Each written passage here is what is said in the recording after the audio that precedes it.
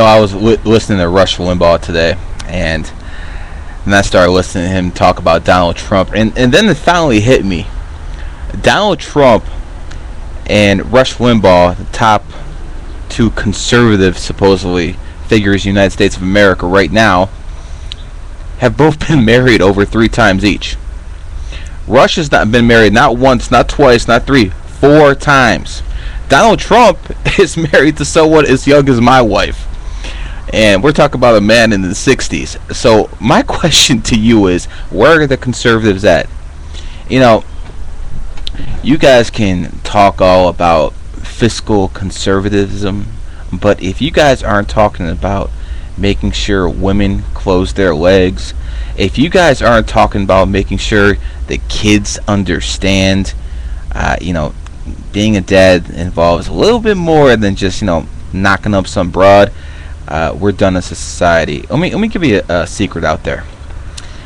Back when Monica Gate happened with Bill Clinton, a lot of people think that was done to embarrass Bill Clinton.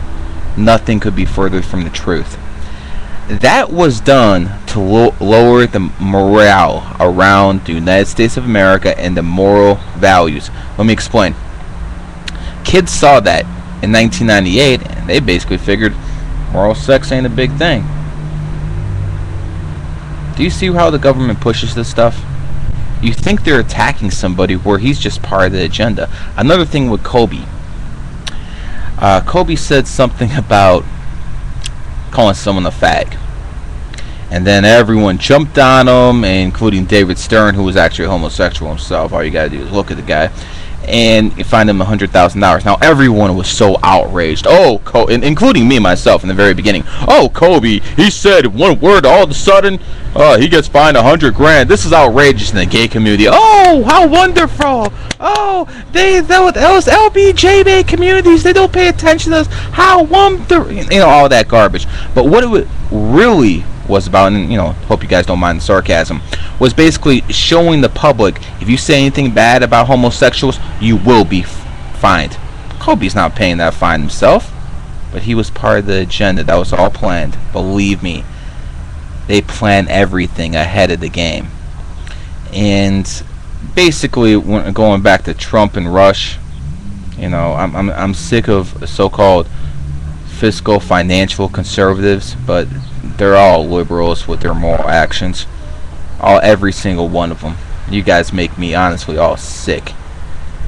And I wish someone who had just good intentions would run. I don't believe in democracy anymore. I remember about 3 months ago, a pedophile put a book on Amazon. And instead of finding where this pedophile lives and hanging them, instead of finding everyone who bought a copy of that book and putting them into mental institutions, we had people defending the pedophile saying, well, I don't agree with it, but he has a right to do it. Nah. That's when personal freedom and democracy has gone too far, and I'm done with it. I do not believe in democracy. I want a benevolent king. That might sound a little bit outrageous, but King David was supposedly a benevolent king, and the Jewish people lived good for 33 years when he was running the show. But then again, 33 is a messianic number, so that could be all, that could be all just a ploy. Anyways, I'm starting to run it wrong here, so I'm gonna cut this video a little short. But listen to me, folks. Donald Trump, Rush Limbaugh, they're not conservatives. Moral of the story.